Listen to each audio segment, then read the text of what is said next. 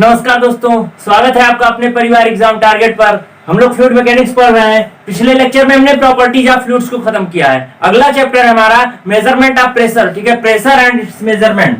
क्या है? प्रेशर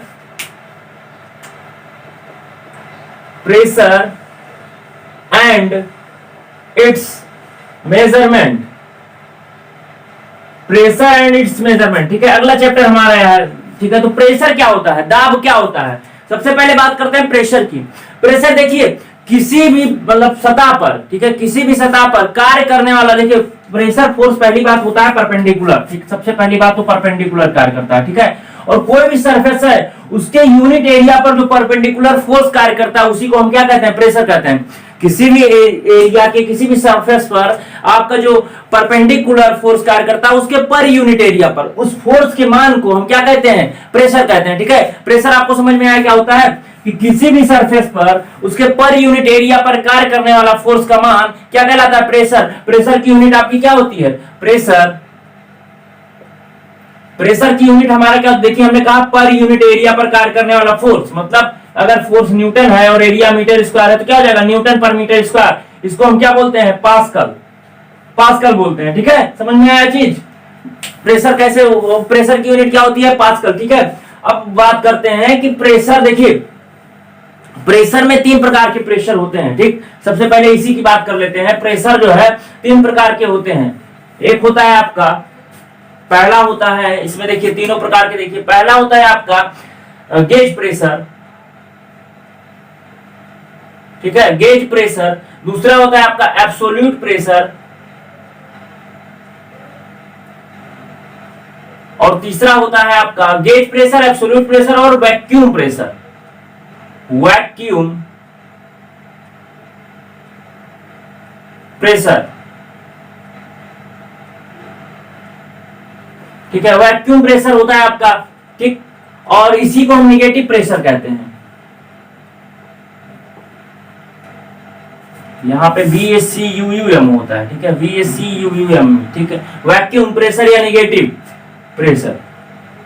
ठीक है, ये चीज आप ध्यान दीजिए। पहला होता है गेज प्रेशर, दूसरा होता है एब्सोल्यूट प्रेशर, तीसरा होता है वैक्यूम या निगेटिव प्रेशर। सबसे पहले हम बात करते हैं एटमॉस्फेरिक प्रेशर की। देखिए एटमॉस्फेयर आपका जो प्रेशर किसी मतलब आप सरफेस पर लगाता है एकदम नॉर्मल कंडीशन में, उसी को हम एटमॉस्फेरिक प्रेशर कहते हैं। ठीक है, और एटमॉस्फेरिक प्रेशर का मान जो PATM होता है आपका, एटमॉस्फेरिक प्रेशर का मान हम 101.325 क्या लेते हैं, किलो पास्कल। ठीक है, मतलब 101.325 पास्कल यानी 101.325 न्यूटन पर मीटर स्क्वायर। ठीक है, इसको हम अगर देखा जाए, इसको अगर हम पानी के हेड में देखा जाए, ठीक है, देखिए एटमॉस्फेरिक प्रेशर को लिख लीजिए। अगर पानी के हेड में देखा जाए तो 10.3 मीटर क्या, पानी 10.3 मीटर पानी के हेड में एटमॉस्फेरिक प्रेशर का मान होता है। 760 mm क्या होता है, 760 mm Hg मतलब पारा।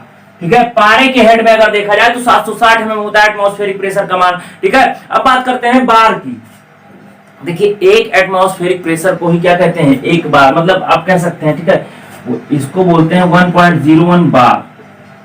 ठीक है, मतलब एक बार में आपका 10⁵ देखिए जोड़िए 1 2 3 4 5 मतलब एक बार बराबर 10⁵ पास्कल होता है।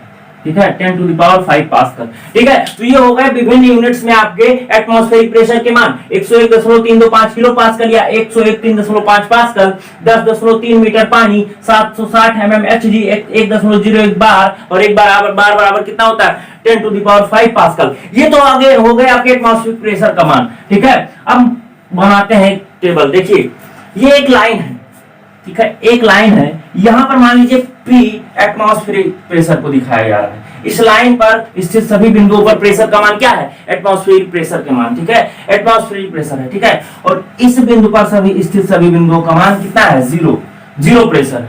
ठीक, ये बिंदु, ये लाइन ऐसी है, इस पर स्थित सभी बिंदुओं पर प्रेशर का मान कितना है, एटमॉस्फेरिक प्रेशर के बराबर यानी 101.325 किलो पास्कल है। ठीक है, और इस लाइन पर सभी बिंदुओं पर स्थित प्रेशर का मान कितना है, 0 किलो पास्कल। ठीक है, 0 किलो पास्कल। अब हम क्या करते हैं कि जब देखिए गेज प्रेशर की बात होती है तो गेज प्रेशर वह प्रेशर होता है जिसमें हम कैलिब्रेशन जब करते हैं तो एटमॉस्फेरिक प्रेशर को 0 मान के करते हैं। मतलब ऐसा ऐसा प्रेशर जो एटमॉस्फेरिक प्रेशर को जीरो मान के उसके ऊपर की रीडिंग्स बताता है उसे हम गेज प्रेशर कहते हैं। ठीक है, तो अगर हम गेज प्रेशर का कोई भी मेजरमेंट डिवाइस बनाएंगे तो उसमें जो जीरो वाली रीडिंग होगी वो एक्चुअली में किसके एटमॉस्फेरिक प्रेशर वाली रीडिंग के बराबर होगी, यानी 101.325 किलो पास्कल के बराबर होगी। तो गेज प्रेशर का मतलब यही होता है कि वह प्रेशर जिसमें जो आपका एटमॉस्फेरिक प्रेशर होता है वो अपना जीरो रीडिंग बताता है और उसके ऊपर के दाब को जो नापता है वही आपका गेज प्रेशर कहलाता है। मतलब गेज प्रेशर हुआ एटमॉस्फेरिक प्रेशर के ऊपर का मान। मतलब अगर हमको गेज प्रेशर को इसमें दिखाना हुआ तो ये हमारा क्या हो जाएगा, गेज प्रेशर। मतलब इसके ऊपर जितना मापा जाएगा क्या हो जाएगा, गेज प्रेशर। ठीक, ये आपका गेज प्रेशर हो गया। अब हम बात करते हैं कि निगेटिव प्रेशर की, पहले बात करते हैं निगेटिव प्रेशर की, है ना। निगेटिव प्रेशर वो होता है जैसे अगर हम एटमॉस्फेरिक प्रेशर को नीचे मान ले, मतलब क्या जीरो मान ले तो इसके नीचे जो प्रेशर जाएगा एटमॉस्फेरिक प्रेशर के नीचे जाएगा वो आपका क्या कहलाएगा, वैक्यूम प्रेशर कहलाता है। वैक्यूम प्रेशर मतलब निगेटिव प्रेशर कहलाता है। ठीक है, तो इसके नीचे जो मापा जाएगा वो आपका क्या कहलाएगा, वैक्यूम प्रेशर या निगेटिव प्रेशर। ठीक है, और एब्सोल्यूट प्रेशर क्या होता है, एब्सोल्यूट प्रेशर क्या कहलाता है, जिसमें कैलिब्रेशन 0 किलो पास्कल का किया जाता है या 0 मतलब प्रेशर का किया जाता है कैलिब्रेशन, उसे हम क्या कहते हैं, एब्सोल्यूट प्रेशर कहते हैं। ठीक है, तो इसके ऊपर जो मापा जाएगा वो क्या कहलाएगा, एब्सोल्यूट प्रेशर। एब्सोल्यूट प्रेशर अगर हम का इन तीनों में क्या निकालना हो, संबंध निकालना हो, ठीक है, संबंध निकालना हो तो P एब्सोल्यूट या P एब्सोल्यूट को अगर हम देखा जाए किसके बराबर हो जाएगा, आपका negative pressure plus vacuum pressure, मतलब प्लस गेज प्रेशर, मतलब vacuum pressure P vacuum plus P gauge. ठीक, समझ में आया ना। P एब्सोल्यूट प्रेशर का मान किसके किसके बराबर हो जाएगा, vacuum pressure plus gauge pressure के बाद। अब आपको क्वेश्चन में पूछता है अगर आपका एब्सोल्यूट दे दिया गेज दे दिया तो वैक्यूम निकालने क्या देता है, वैक्यूम दे दिया गेज दे दिया एब्सोल्यूट निकालने कहता है, या फिर जो है आपका जो है एब्सोल्यूट दे दिया और जो है वैक्यूम दे दिया गेज निकालने कह दिया, तो आप निकाल लेंगे ना। अब इस संबंध से आप निकाल लेंगे ना, और तीनों आपको समझ में आया, तीनों आपको समझ में आ गया। ठीक है, अब हम बात करते हैं पास्कल्स लॉ की, प्रेशर एंड इट्स मेजरमेंट। तो सबसे पहले पास्कल लॉ में प्रेशर की बात करते हैं। ठीक है, पास्कल साहब ने क्या कहा, अभी हम जो है फ्लूइड स्टैटिक्स की बात कर रहे हैं। ठीक है, अभी हम फ्लूइड स्टैटिक्स की बात कर रहे हैं, मतलब द्रव जब स्थिर अवस्था में है उस पर कोई जो है एक्सटर्नल फोर्स नहीं कार्य कर रहा है जिसके कारण वो फ्लो नहीं कर रहा है। ठीक है, तो मान लीजिए पास्कल्स लॉ की अगर हम बात करें,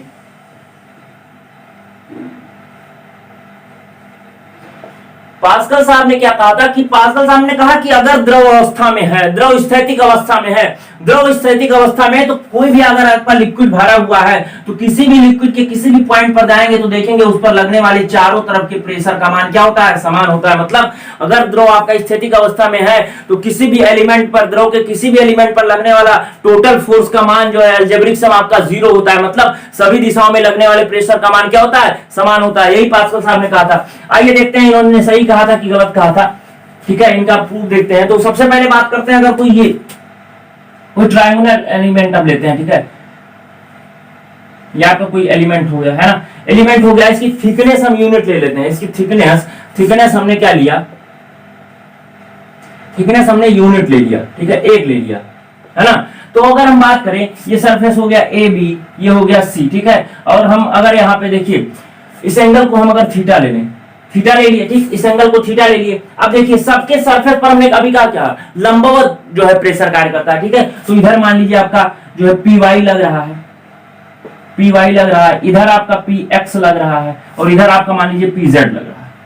ठीक है, पी जेड लग रहा है। ठीक, तो अगर हम ये लाइन खींचेंगे, वर्टिकली ड्रॉ करेंगे तो आप देखेंगे क्या, ये जो एंगल होगा, देखिए ये पैरेलल लाइन है, इसको एक तिर्यक रेखा काट रही है, तो जो ये एंगल होगा ये भी होगा, यानी ये भी थीटा हो जाएगा। थीटा हो जाएगा कि नहीं, तो ये आपका क्या हो जाएगा, ये आपका अगर थीटा है, ये परपेंडिकुलर है तो ये 90 माइनस थीटा हो जाएगा, है ना। 90 माइनस थीटा है, ये 90 है। ठीक है, ये आपका क्या है, ये आपका पूरा 90 है ना। तो अगर हम हॉरिजॉन्टल ड्रा करेंगे, ये हॉरिजॉन्टल ड्रा करेंगे तो ये थीटा हो जाएगा, है कि नहीं, ये थीटा हो जाएगा कि नहीं, ये पोर्शन समझ में आया।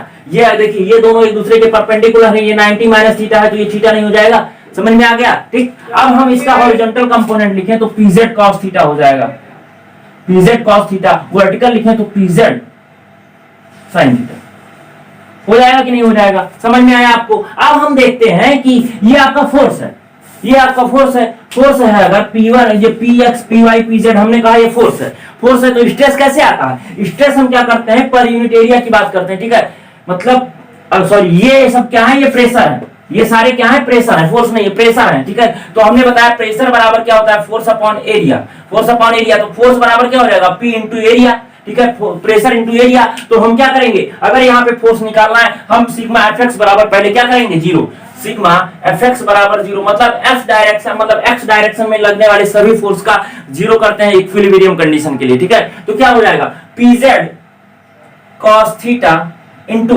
pz cos थीटा इंटू किस पे लग रहा है, ये AC पर, pz cos theta into AC equals to क्या हो जाएगा, px इंटू BC, ठीक है, px इंटू BC। अब आप बताइए हमको, अब हमको बताइए, अगर हम लिखें इसको pz AC cos theta equal to px into BC, लिखते हैं ना। AC cos थीटा क्या हो जाएगा, देखिए AC का cos थीटा क्या हो जाएगा, AC का cos थीटा आपका यही आ जाएगा ना, BC, AC का cos थीटा आपका BC हो जाएगा ना, समझ में आ रहा है कि नहीं। AC देखिए, अरे यार यहाँ पे देखिए आप cos थीटा लिखिए, अगर cos थीटा बराबर क्या हो जाएगा, BC अपॉन AC, तो AC cos थीटा बराबर क्या हो जाएगा, BC हो जाएगा कि नहीं हो जाएगा। तो वही चीज हम कह रहे हैं, AC cos थीटा क्या आप लिख सकते हैं, pz इंटू BC बराबर px इंटू BC, हो गया कि नहीं। तो BC BC कट गया आपका, तो pz बराबर px आ गया, ठीक है। एक यहाँ पे आ गया पहला आपका आ गया कि नहीं, pz बराबर आपका आ गया px।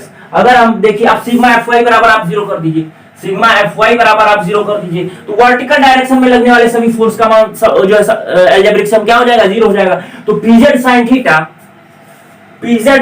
Theta into AC equal to क्या हो जाएगा, py इंटू AB, ठीक है। ये दोनों फोर्स बराबर हो गए आपके, है ना। अब क्या करिए, बराबर करने का मतलब इसको माइनस करके 0 बराबर 0 कर दें, ठीक है, माइनस बराबर 0 कर दें, दोनों को बराबर कर दें, बाकी बात एक ही है, ठीक है। अब AC sin theta, AC cos theta तो ये था, लेकिन AC sin थीटा आपका क्या हो जाएगा, AB, ठीक है, pz इंटू AB बराबर py इंटू AB आया। तो यह आपका AB और AB कट गया, तो pz बराबर हो गया आपका py, ठीक, ये आपका सेकंड हो गया। देखिए pz बराबर px भी है, pz बराबर py भी है, तो 1 तथा 2 से अगर आप देखेंगे, एक समीकरण 1 तथा 2 से अगर आप देखेंगे तो क्या आ जाएगा, px बराबर py बराबर pz। मतलब आपका क्या हुआ कि किसी भी बिंदु पर, किसी भी पार्टिकल पर लगने वाला सभी दिशाओं से जो प्रेशर का मान होता है वो क्या होता है, समान होता है। ये चीज पास्कल्स लॉ यही था, ठीक है, कि अगर कोई एलिमेंट है या कोई द्रव है, उसका एलिमेंट स्थिर अवस्था में है, तो किसी एक पार्टिकल पर जाकर आप देखेंगे तो क्या देखेंगे कि उस पर लगने वाले चारों दिशाओं से जो प्रेशर का मान होता है वो बराबर होता है। इसका मतलब कि उस बिंदु पर सभी दिशाओं पर लगने वाले जो प्रेशर है उसका अलजेब्रिक सम ज्ञात करेंगे तो कितना आएगा, 0 आएगा। ये हमारा स्टैटिक इक्विलिब्रियम का क्या है, कंडीशंस भी है, ठीक है। तो समझ में आया, यानी लिक्विड अगर हमारा स्टैटिक अवस्था में है तो उस पर लगने वाले समस्त प्रेशर का मान क्या होगा, बराबर होगा। समझ में आया भैया, समझ में आया। अब हम बात करते हैं हाइड्रोस्टैटिक लॉ की, ठीक है। हाइड्रोस्टैटिक लॉ, हाइड्रोस्टैटिक लॉ क्या कहता है, हाइड्रोस्टैटिक लॉ कहता है कि अगर हम द्रव कहीं पे भरा हुआ है किसी कॉलम में और हम गहराई पर जाते हैं, ठीक है, तो वहां पर गहराई पे जाने पर दाब परिवर्तन की जो दर होती है वो कि उसी बिंदु पर आपके क्या वेट डेंसिटी के बराबर होती है, वेट डेंसिटी के बराबर होती है। कैसे, आप देखिए क्या कहता है हाइड्रोस्टैटिक लॉ, क्या कहता है,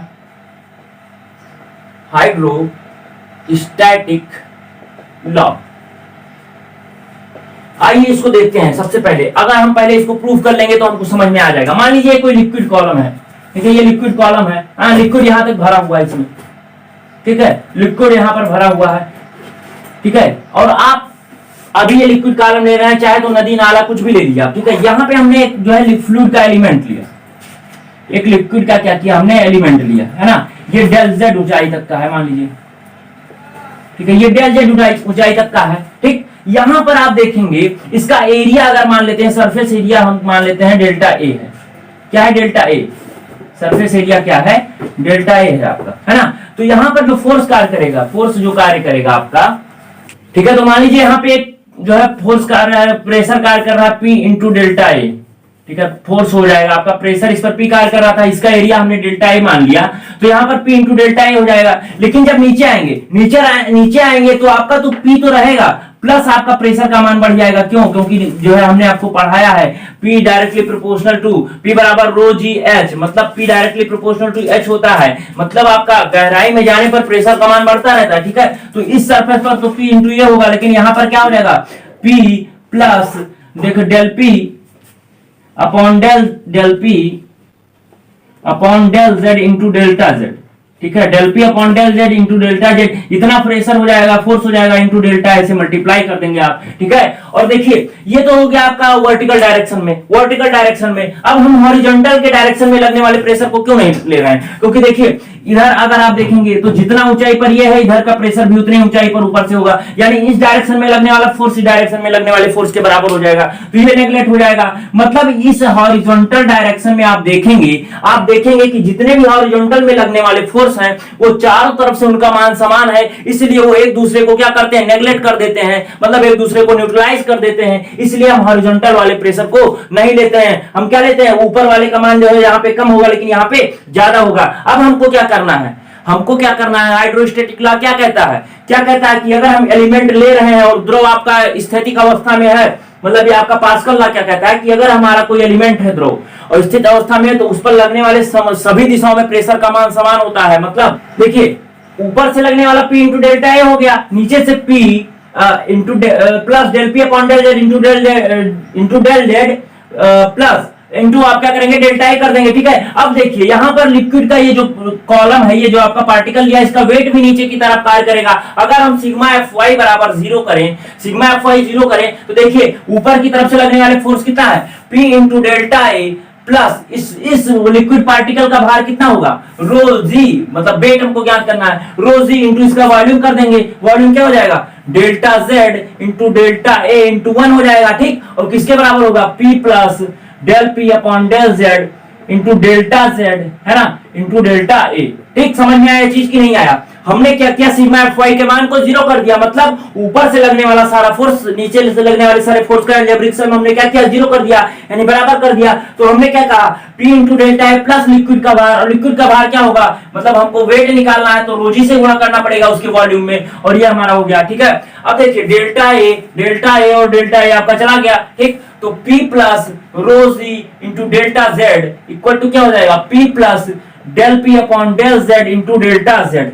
P से P कट गया और फिर बचा rho g delta z equal to del P upon del Z into delta Z, ठीक। डेल्टा जेड कट गया, तो देखिए del P upon del z बराबर रो जी, और इसी को हम क्या कहते हैं, del P upon del Z को हम क्या कहते हैं, आपका ओमेगा, यानी वेट डेंसिटी। तो हमने क्या कहा, हाइड्रोस्टैटिक लॉ ये कहता है कि अगर हम लिक्विड कॉलम में नीचे से मतलब ऊपर की तरफ या ऊपर से नीचे की तरफ जाते हैं, मतलब जो प्रेशर परिवर्तन की जो दर होती है ऊंचाई के साथ या गहराई के साथ जब हम जाते हैं, तो जो प्रेशर परिवर्तन की दर होती है वो किसके बराबर होती है, अगर हम किसी बिंदु पर बात करेंगे तो उस बिंदु पर जो है लिक्विड के वेट डेंसिटी के बराबर होती है, ठीक है। ये चीज आपको समझ में आया। अगर हम इस डेल पी को बराबर कर दें किसके, डेल पी बराबर ओमेगा इंटू डेल जेड कर दें, ठीक है, डेल जेड कर दें, और इसका हम क्या कर दें, इसका अगर हम कर दें इंटीग्रेशन, तो क्या हो जाएगा, P बराबर क्या हो जाएगा आपका, ओमेगा जेड प्लस सी, मतलब आपका जो P बराबर होता है आपका रो जी एच, यहीं से आता है, ठीक है। P बराबर ओमेगा जेड मतलब रो जी एच, आपका वही रो जी जेड, ठीक। तो समझ में आया हाइड्रोस्टैटिक्स लॉ क्या है, ठीक है, इसका स्क्रीनशॉट ले लीजिए अब, ठीक। अब हम बात करते हैं मेजरमेंट ऑफ एटमॉस्फेरिक प्रेशर, मतलब प्रेशर मेजरमेंट डिवाइसेस की बात करते हैं, ठीक है।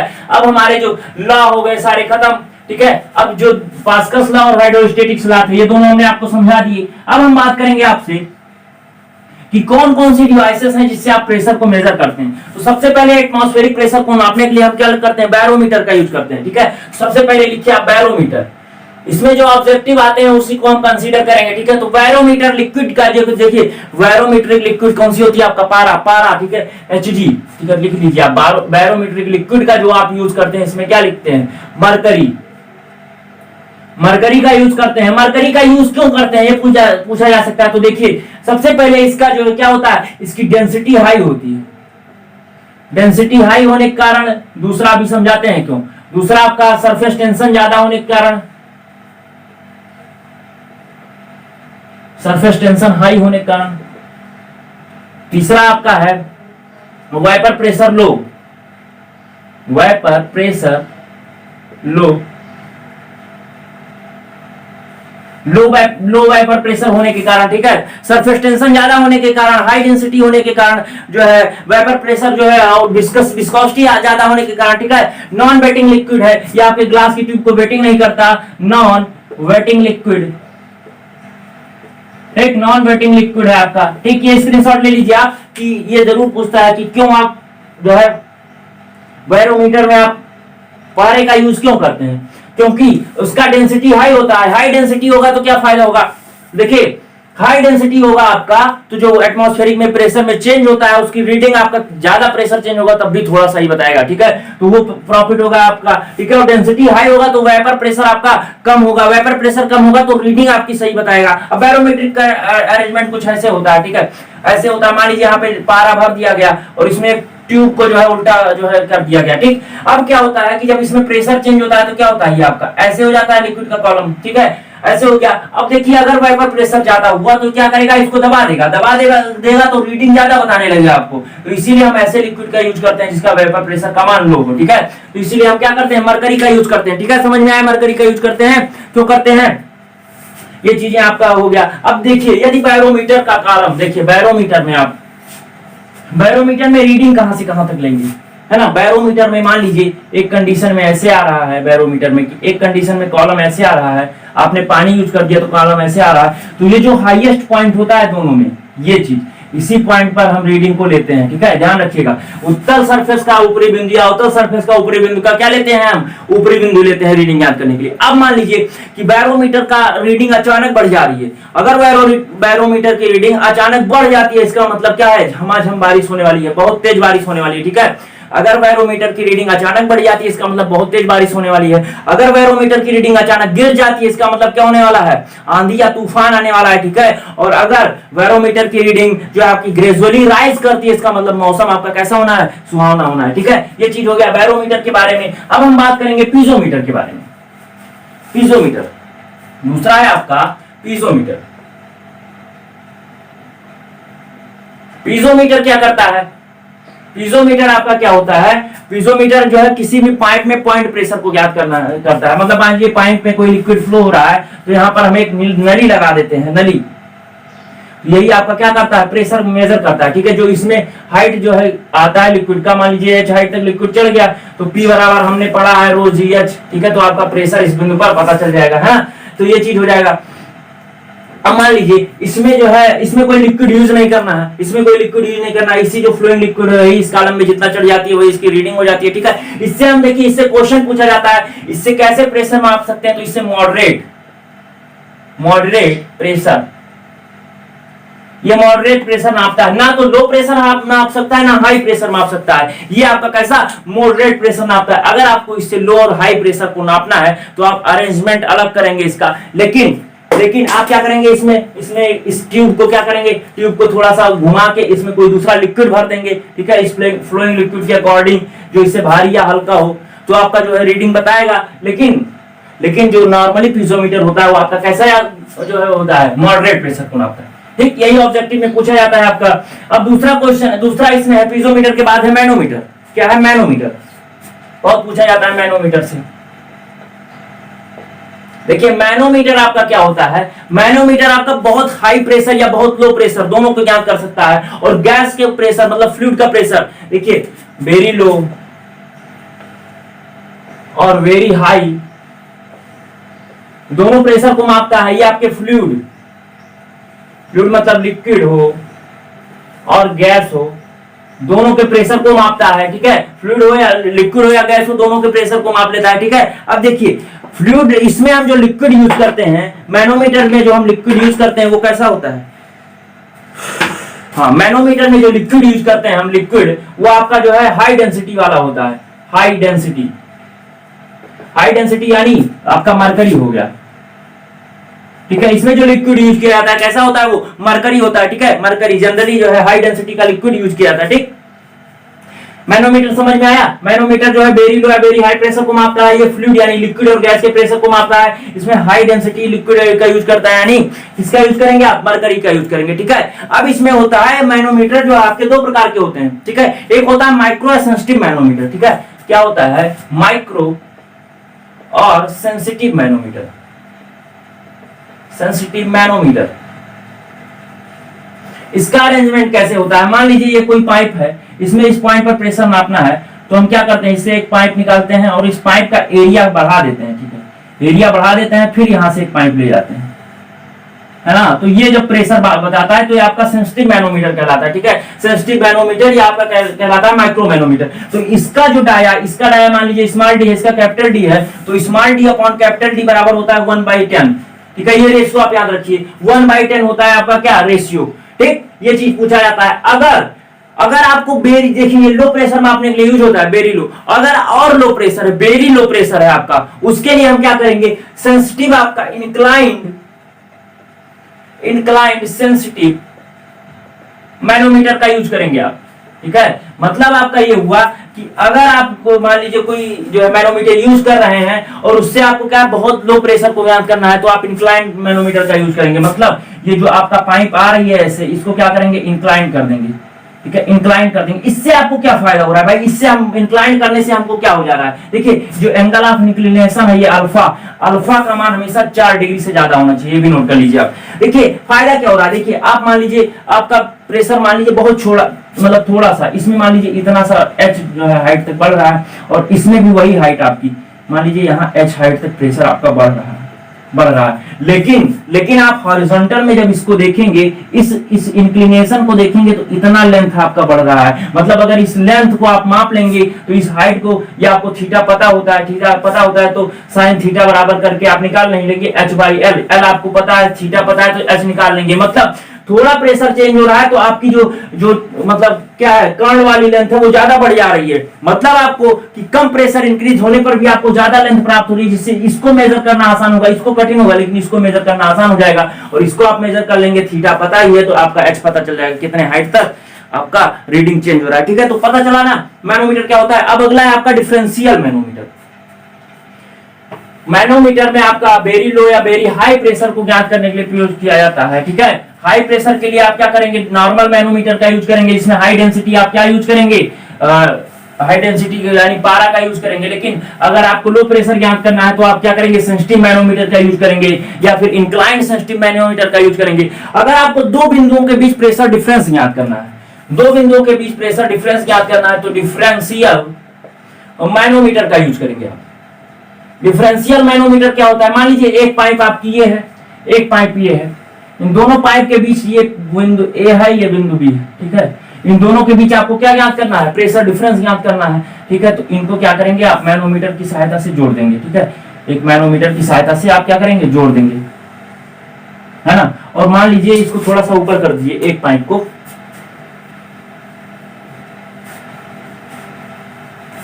एक मिनट इससे बता रहे हैं आपको। ये मान लीजिए एक पाइप ये है आपकी, एक पाइप ये है ना। तो इसमें जो है आपको डिफरेंस ज्ञात करना है, तो आप क्या करेंगे, इनको आप क्या करेंगे, मैनोमीटर से जोड़ देंगे।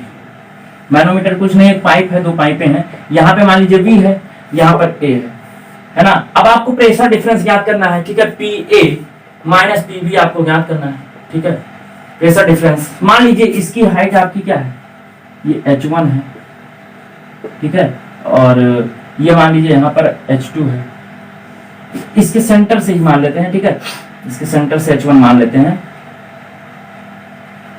ये आपकी H1 है, और इसके सेंटर से ये हाइट आपकी H2 है, ठीक। अब आप देखिए, आपको जो है प्रेशर मेजर करना है, तो आप एक चीज ध्यान दीजिए, जब आप ऊपर से नीचे जाएंगे, जब किसी ज्ञात बिंदु वाले प्रेशर से नीचे जाएंगे तो प्रेशर का मान जुड़ेगा, और ज्ञात बिंदु वाले प्रेशर से ऊपर जाएंगे तो प्रेशर का मान घटेगा, ठीक है। तो अगर हम मान लीजिए यहाँ पर प्रेशर ज्ञात हमको PA है, ठीक है, इसके नीचे यहाँ पर आ रहे हैं, ठीक है, यहाँ पर आ रहे हैं H1 हाइट तक, तो प्लस करेंगे क्योंकि नीचे जा रहे हैं। PA मान लीजिए इसका लिक्विड ρ1 है, यहाँ पर जो लिक्विड फ्लो हो रहा है वो ρ1 है, ठीक।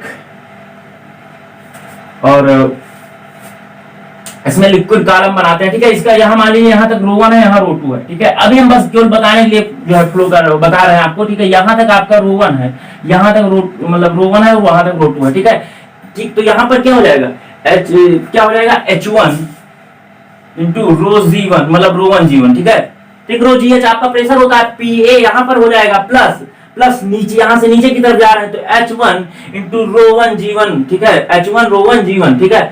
मतलब ρ1 और g तो आपका सेम हो जाएगा। अब देखिए, अब यहाँ पर इस लेवल में हमको प्रेशर ज्ञात हो गया, अब इस लेवल से ऊपर जाना है हमको यहाँ तक, ठीक है। तो माइनस हो जाएगा आपका H1 ρ1 g, ठीक है, H1 ρ1 g। मतलब अगर आपका इस बिंदु पर जो है प्रेशर ज्ञात है और लिक्विड आपकी चेंज नहीं है इस लेवल तक आपका लिक्विड चेंज नहीं है, तो यहाँ पर जो प्रेशर होगा वही यहाँ पर होगा, देखिए ना, ये कट जाएगा, ठीक, ये भी आपका कॉन्सेप्ट क्लियर हुआ। अब इसके ऊपर जाना है यहाँ पर, ठीक है, यहाँ पर जाना है आपको, तो क्या होगा, अब यहां से ऊपर जाएंगे तो आपका फिर निगेटिव होगा। निगेटिव होगा क्या, जो है यहाँ पे H2 इंटू रो 2 इंटू जी, है ना, और ये किसके बराबर होगा, इसी पॉइंट पे पहुंच जा रहे हैं ना, तो PV के बराबर हो जाएगा। मतलब इसको अगर इधर ले आए तो PA माइनस PB बराबर क्या हो जाएगा, ये कट जाएगा आपका रो 2 H2G, है ना, यही हो जाएगा। ये हम इस कंडीशन के लिए बता रहे हैं। अब आपको कोई भी समझ में आ जाए, कोई भी क्वेश्चन आपके लिए आ जाए, लिक्विड का कॉलम देखिए, नीचे जा रहा है ऊपर जा रहा है, ये चीज देखिए और ऐसे सॉल्व करते चले जाइए, आपको जो है डिफरेंस पता चल जाएगा। कोई फॉर्मूला मत रखिए, ठीक, कोई फॉर्मूला मत रखिए। अब बात करते हैं इंक्लाइंड मैनोमीटर का, ठीक है। इंक्लाइंड मैनोमीटर वही जो हमने अभी बात की। इंक्लाइंड मैनोमीटर में लिक्विड का कौन से लिक्विड का यूज करते हैं। देखिए इंक्लाइंड मैनोमीटर हम आपको अभी बता चुके हैं कि देखिए मान लीजिए कोई पाइप है, ठीक है, यहाँ पर प्रेशर आपको ज्ञात करना है, तो आप ऐसे क्या करते हैं, इसको इंक्लाइन कर देते हैं, इस डिग्री पर अल्फा निकाल लेते हैं, ठीक है। अल्फा डिग्री मान लीजिए है, ये अल्फा का मान 4 डिग्री से ज्यादा होना चाहिए, आपको ये भी बता दिया हम। अब मान लीजिए आपको ये हाइट मापने में दिक्कत हो रही है, H हाइट, आप इसके कर्ण की लेंथ नाप सकते हैं ना, L आप ज्ञात कर लीजिए। L ज्ञात करेंगे तो L जो है साइन अल्फा बराबर क्या होता है, साइन अल्फा बराबर H/L होता है, तो यहां से H पता चल जाएगा, L साइन अल्फा, ठीक है। H आपको पता चल गया तो P बराबर हो जाएगा रो जी H, यानी बराबर रो जी L साइन अल्फा, है ना। यही आपके बुक में दिया होगा, लेकिन इसमें कोई करना नहीं है आपको, है ना। अब देखिए जो मैनोमेट्रिक जो लिक्विड होता है, मतलब इंक्लाइन मैनोमीटर में जो है कम डेंसिटी का लिक्विड यूज किया जाता है, क्योंकि रीडिंग आपको ज्यादा मिले, ज्यादा डिफरेंस है, क्योंकि कम प्रेशर है तो आपको रीडिंग ज्यादा चाहिए कि अच्छे से आप माप पाए, तो वहां पर हम जो है कम डेंसिटी का जो है लिक्विड यूज करते हैं। और जनरली हम जो है इंक्लाइन मैनोमीटर में आप किसका यूज करते हैं, इंक्लाइन मैनोमीटर में किसका यूज करते हैं, अल्कोहल का, ठीक है, अल्कोहल का आप यूज करते हैं इंक्लाइन मैनोमीटर में, ठीक है। तो ये आपका हो गया प्रेशर मेजरमेंट, ठीक है। इतने प्रकार के डिवाइसेस होते हैं आपके। ऑब्जेक्टिव बेसिस से हमने बता दिया कि किस मैनोमीटर से मतलब मॉडरेट मापा जाता है, किससे आपका हाई मापा जाता है, कौन सा प्रेशर जो है एटमॉस्फेरिक होता है, कौन सा आपका एब्सोल्यूट होता है, कौन सा नेगेटिव होता है। हाइड्रोस्टैटिक लॉ हमने आपको बताया, हमने आपको पास्कल्स लॉ बताया, ठीक है। तो ये आपके हो गए ऑब्जेक्टिव बेसिस से, इससे ज्यादा आपसे क्वेश्चन नहीं पूछे जाएंगे। क्वेश्चन न्यूमेरिकल भी हमने आपको सॉल्व करना बताया डिफरेंशियल मैनोमीटर का। अगर पूछा जाता है तो डिफरेंशियल मैनोमीटर का ही पूछा जाता है, या फिर आपका नॉर्मली मैनोमीटर का दे दिया जाएगा। तो फॉर्मूला मतलब आपको समझना उसी तरीके से। अगर आप लिक्विड कॉलम में नीचे जा रहे हैं तो प्रेशर का मान ऐड होगा, ऊपर जा रहे हैं तो प्रेशर का मान नेगेटिव होगा, ठीक है। और मतलब लेक्चर कैसा लग रहा है, आप फ्लूइड मैकेनिक्स बताइए अच्छे से। अगले लेक्चर में हम लोग जो है कोई मान लीजिए कोई सरफेस पानी में डूबा है तो उस पर कितना प्रेशर लगेगा, क्या दाब केंद्र होगा, ये सब चीजें आपसे डिस्कस करेंगे। तो आज के लिए इतना ही, धन्यवाद।